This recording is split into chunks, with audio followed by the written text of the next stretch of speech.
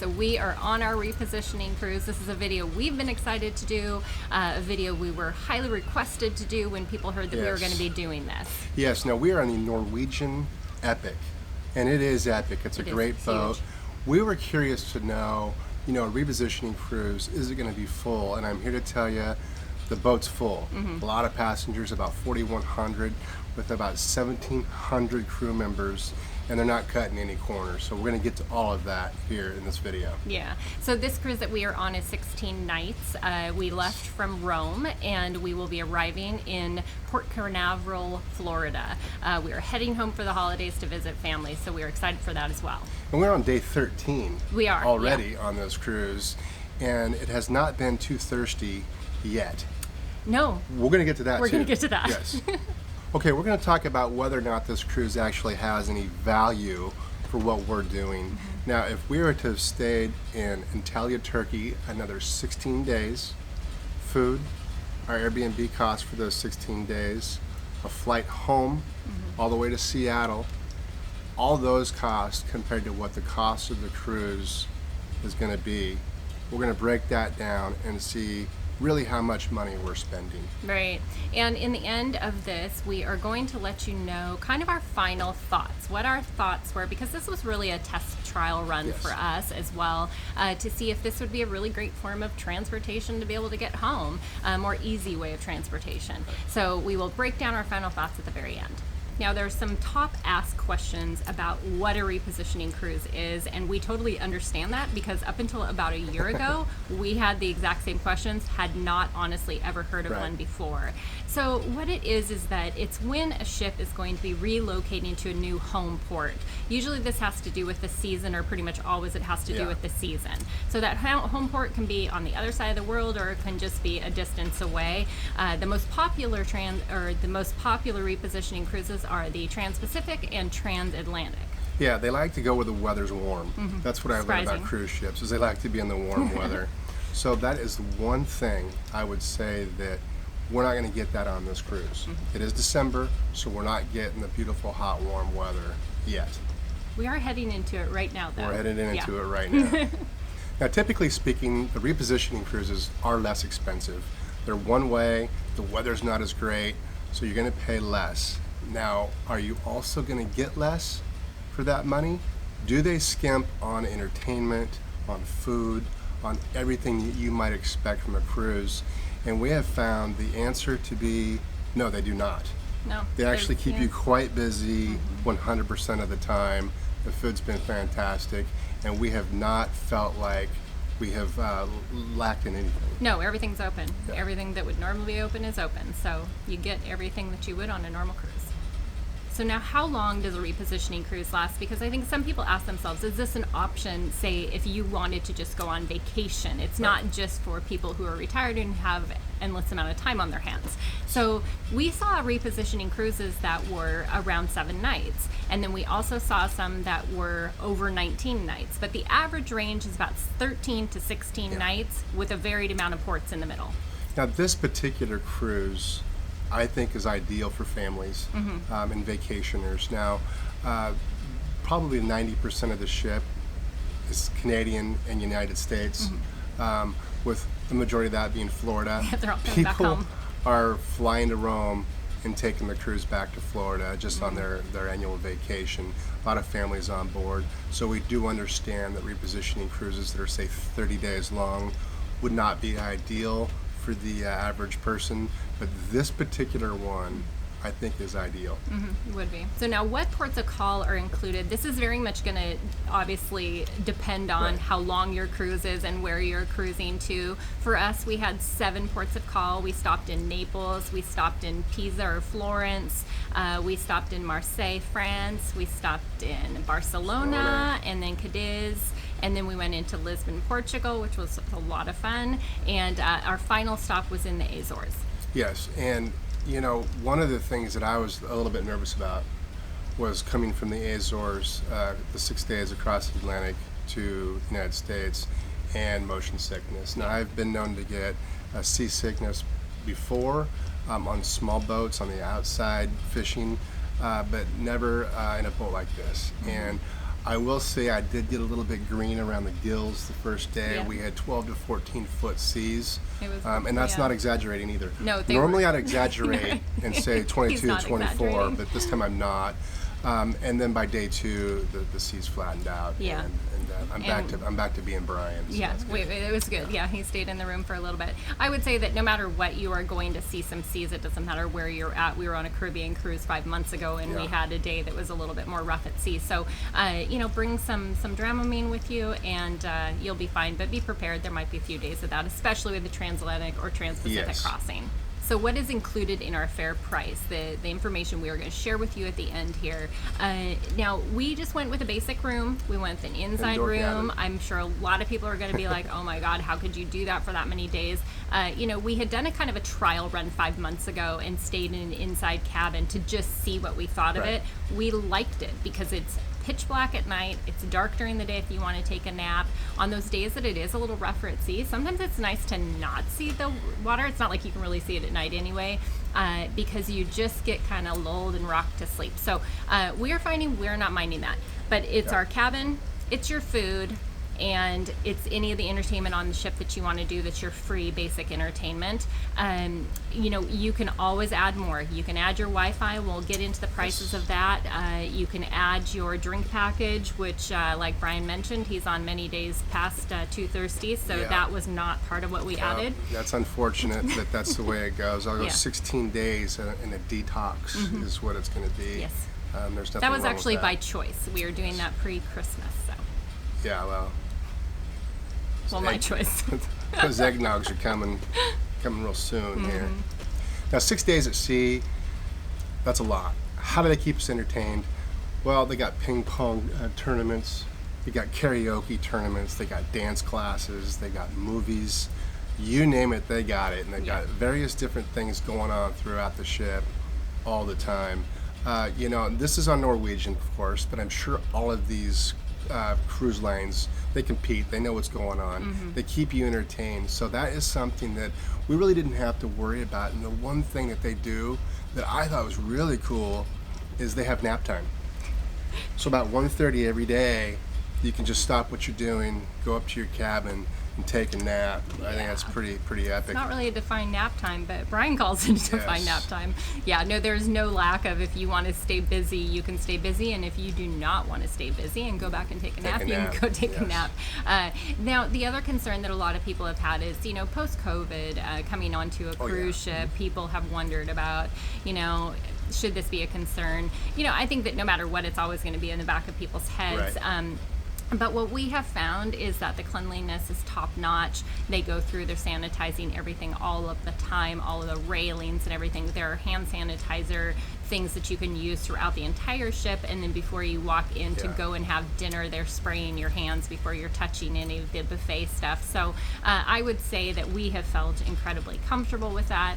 We do feel that they're taking a pretty good Every level precaution. of precaution on it. Yeah. The crew on these ships is amazing. I mean, they're organized, they're on top of it, and they take care of They're it. there to take care of it. Yeah. Now, one thing that we were a little bit concerned about was the Wi-Fi and how we would do without, because we were not going to buy the Wi-Fi package. The Wi-Fi package, there's different tier levels that you can buy. For $24.99 per day per person, you can get some Wi-Fi to check your emails and do some basic stuff. If you want a fast streaming Wi-Fi, something to actually get some work done on, it's about $35 a day per person. And that to us was just a little bit pricey. So we've gone mostly without Wi-Fi. Yeah. Now, $16 or $35 a day, and then you times that by 16 days. Yeah. That's an expensive Wi-Fi package, and so we just really had to make the We had economical to- choice yeah, we had and to make not the most do of that. it, yeah. Yeah. Now you can buy individual pay-as-you-go packages if that's what you'd like to do. For $100, no, for $75 you get 100 minutes. For $125 you get 250 minutes.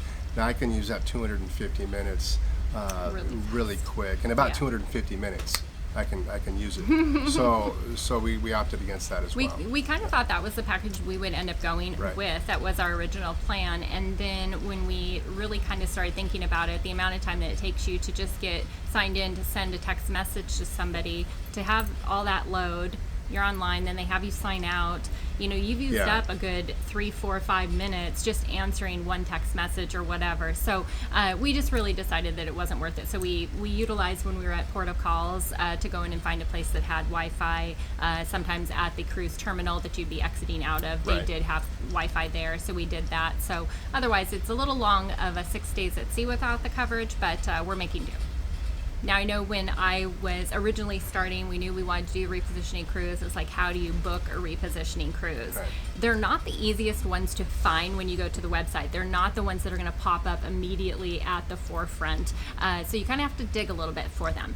One of the places you can go that I would recommend doing is go to a couple different websites. The one that is my go-to is vacations2go.com. On this website, you can narrow down your search from the port of calls that you want to leave from, or the port that you want to leave from, the one that you want to arrive to. You can search just transatlantic or transpacific. You can search by how many days you want to be traveling for, and any kind of thing, like what kind of room you want, Right. and everything. So you can really narrow it down. Then you can go to the website for that cruise line if you wish to book through them, which is how we did it, and then book your cruise through them. You can also book through Vacations to Go as well if you want. Another one that somebody had recommended to us that I really liked, I didn't spend as much time on it because I really liked the other one, is Cruise Plum. And I know that there's other ones out there that you can use as well. So a lot of options as far as that goes. Now, for us being full-time travelers, what is the benefit to doing this rather than just jumping on a plane and flying home? Well, we discussed that, and we thought maybe it'd be better to do what we're doing for a couple of reasons. Mainly for me anyway, is the jet lag. When I get home 11, 12, 13 hours ahead of schedule, I'm pretty wiped out. So this is a nice, slow, easy transition. It's like an hour a day these last 6 days. Yeah, that they have we're- us adjusting it They to have hour a us day. all dialed in. So when I get home, I'm gonna be fresh and ready to go. Yeah, especially which- because we're arriving home right at the holidays. Yeah. So it would have been a bummer to get home with jet lag that's 11-hour time just difference. be wiped out. Yeah. And we've also had plenty of time, even without the internet, to do some planning. All the things that we do that are not necessarily, we don't necessarily need the internet for. Planning our videos out and just figuring out what we're gonna do next. Again, we'd rather do it now than at home during the holidays. Yeah. And I would say that one of the other benefits is that, everything is just included. So prior to coming onto the cruise, I remember just looking forward to the fact that we didn't have to worry about getting meals or worrying about entertainment or anything like that. We were able to go and work out. And then I think also just the not having to have that long international flight day or 2 days like we've experienced in the past, that once again, even with that time change, you're also arriving home after putting a lot of hours into flights that you are just exhausted. So we will arrive all fresh and ready to go. That was, I think, one of the biggest pluses. It was nice to avoid the international airports for sure. Now, we've covered a few of the pros, and we've got a few more pros, but we've also got some cons because there's cons to just about everything. Yep. But one of the other pros that I really, really, really enjoyed was the food. Now, the buffets are great, but the restaurants, we've got a Chinese restaurant, we've got an Irish pub, which I thought was really cool. Yeah. We've got like 4 or 5 different restaurants that are included in the price of your ticket. There are also some restaurants that cost extra. We ignored those. Yeah, we didn't go to Yeah, those. we didn't go to those, but you can if you want to. Yeah. So the variety of food that you get is top notch. Yeah, and we've been doing pretty good staying on track. I think that a lot of people, that is a concern, especially coming on a long 16-day or longer, especially repositioning cruise, is that you've got this food accessible to you 24/7. One of the things that I would say is that you kind of get a little tired of it. The first few days are a lot of fun, and then you get right back into your normal regimen, so it's not too bad. Get into your routine, Yeah, and I'd say that that leads me into the next pro, which is that we can stay active. There is an amazing gym on here, and when I say amazing, it's got endless amounts of equipment. Even during the busiest time, you have no trouble finding the equipment that's available to use. A lot of weight equipment, and obviously your treadmills and all of that kind of as well. They have a spa. They have a jogging track that doesn't go around the ship, but it does go outside, get you outside, and so that's really nice as well. So you can stay bowling active. alley. You can get in shape by bowling. Yep, and they have pools outside. Not a lot of use of the pools right now. One of the days that we called it a wave pool. Yeah, it was pretty choppy. It was on the really rough day, I think. So, but yeah, no lack of keeping busy. So that's a huge pro. So the biggest con that I can think of on a repositioning cruise, and I was thinking about this before we left, and I turned out to be right. And I'm not often right, so when I am right, I'm going to talk about it in a video, so it's all documented. The weather was not cooperative at all for us. It seemed like each port of call we were in, it poured down rain. Or it was freezing cold. Or it was freezing cold. Now it's December, so you have to expect that, and we get it. But it is something to point out that don't expect for it to be sunshine and rainbows the entire time, because it won't be. Now we are starting to get into nicer weather, like we mentioned earlier, so that is a blessing. Yeah, and I would say that is more of a con for people that are using this more as a vacation. Yes. Now, for us doing what we do, we could kind of just look at it, take it as it was, and be like, okay, we can come back to this place maybe. But we did feel bad for some of the people that are doing this as vacation because it wasn't as enjoyable. Now, the other con, but we knew this coming onto the ship because we had done our research, is that there is no laundry facility on Norwegian. You can have them do your laundry. It's very expensive. Yeah. Twice while we've been on the ship, they do give you a little card that if you want to fill this bag, which is not very big, it costs $29 to have them wash and dry those clothes. If you do the per piece amount, it's the same price as what you would do at a hotel, which we all know is absolutely ridiculous. Right. Now, there are other ships that when we were on Princess, we do know that Princess has the self-serve laundry. That is one of those things that you will see when you go to that cruise booking site. It will tell you if they have that service. So we did know that this one didn't have that. So that is a huge con. That's a huge con, especially if you're on a much longer repositioning cruise. If you're out for 30 days, that's a lot of dirty clothes. Yeah. So there are other options. You use the sink, the shower. Yeah. You hang to dry. They have a little hanger in there, so you just make do. Now the other con, this is a cruise ship thing, and so if you're used to cruising, you know how much these things cost. We knew how much it cost. That's why we didn't do it, is the drink package. Now, if you just want to pay as you go, you can do that as well. A bottle of beer is going to cost $6. If you want to get a draft pint, it's going to cost $7. So you can do that if you want to throughout your 16 days.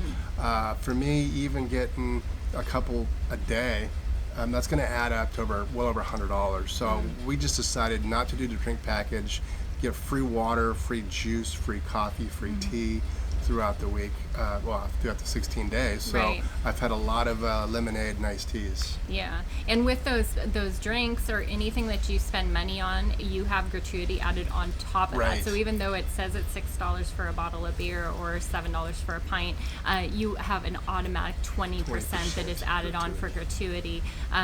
So you kind of have to keep that in mind as well, because it just goes on that little bill that you're going to automatically receive at the end, so you can keep track of that on your phone.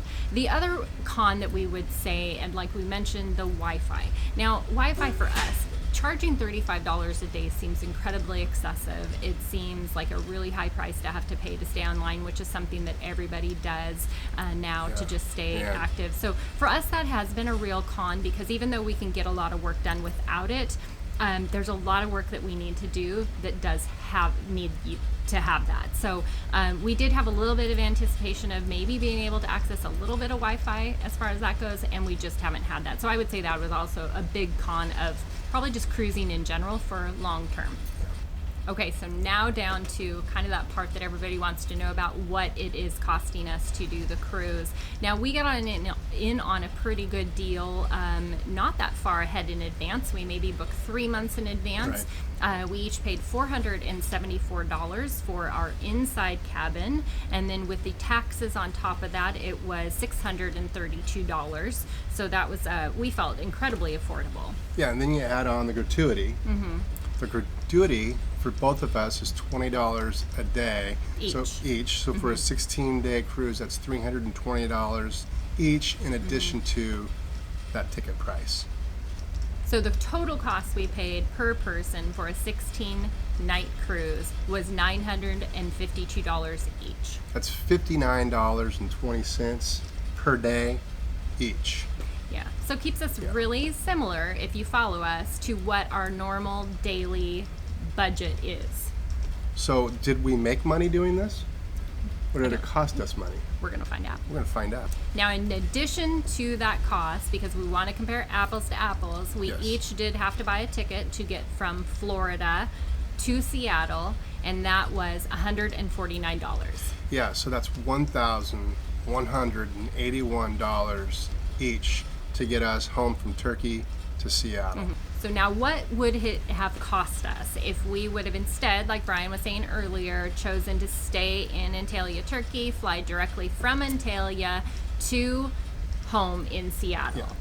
And just to be clear, I was comparing apples to apples best I could. I was picking a flight that I normally would have picked. I did not go and just pick the most random, most expensive flight to make this look like the best deal possible. So this flight was a good flight. Yeah, so this was a good flight that we normally would have taken.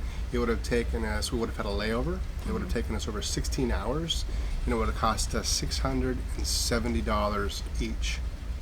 So we had 16 days to account for in Turkey, what we would have had to eat, what we would have done, and we added that up, and we're going to compare it to what we're doing on the boat. Right. So I'm going to read it here because a little bit to break down the information for you. So if we would have our housing, our average housing per cost per day is $18 for each of us. And then our food and entertainment, we usually average spending $11 per day per person. And that is a total of $29 per day for $464 each. So taking all that into consideration, our accommodations, our food, our flight home, everything included for those 16 days, we would have spent $1,134 approximately. So $1,181 or $1,134 to get home. Right. You know, one of them, you know, you can take one, and sure, we would have just been staying in the same location for a longer stretch, going about our regular life. We feel like that coming onto the cruise, you know, we ate a lot better than we would have, so that's not taken into the consideration of that food cost, right? You know, we're eating whatever we want to eat. We're eating in really nice dining rooms, having 4-course meals. We are going to entertainment and shows that we wouldn't have been going to. So we're really just giving you the base cost of that. But if you take the value and kind of try and add that on top of it, of the experience as well, we're getting a lot more for our money by doing the cruise. I think we're getting a lot more for money than we're doing our cruise. And those 16 days that we would have spent in Antalya, that's as close to an approximation as we can possibly come up with. And as you can see, it's pretty equal. So for everything being equal, why not take the cruise home? And would we do it again? Good question. So our final thoughts on how we thought this went, and would we do it again? For me personally, I think I would definitely do this again. For me, it was just the ease of going and getting food when you were hungry, going and taking a nap when you needed a nap. Just the ease of life for me for those 16 days was trumped the internet. It took away the fact that I didn't get to drink my beer. Big deal. I don't need beer every day. So for me, it was something that I would do again. Yes. Yeah, I would agree with that. I think that is something that we will have there as an option to do. I don't think it will be. We kind of initially thought it might be, we're going to do this a couple times a year. We'll use it to get there. We'll use it to get back. But I think that the lack of the internet, and when I say lack, I know I'm not personally willing to spend over $500 for 16 days of internet. I think that in itself was a tough one for me, just because I do like to work, and you have a lot of downtime. So you can only relax so much or take so many naps or whatever. So to me, that was a downside. But I think if you take that out of the mix and that's not important to you, which it isn't to a lot of people, this is a really wonderful way to get from point A to point B, to get there without jet lag, and just relax. And it's also a good way for you vacationers to fly over to Europe, and take a slow boat back. Yeah, and have a very affordable vacation. Yes. Because none of those flights are in the mix either with that. So to get you. So that's to your how next we stop. feel Yeah. about repositioning cruises. If you've been on one, or if you're looking to go on one, ask us any more questions that we didn't cover. Yeah. If you've been on one before, add what we might have forgotten, because we read those comments and so do others. Yeah, and we didn't share this. This video was not meant to be about the Norwegian Epic, so we're not Right. like sharing a bunch of information about it. It really was meant to be about being on a repositioning cruise. If you do have any specific questions though about Norwegian Epic, you can absolutely ask those in the comments below, Correct. and we will answer those. But yeah, we hope that you found this informational and helpful when you're deciding, and we will catch you next time. No beers, cheers. Cheers.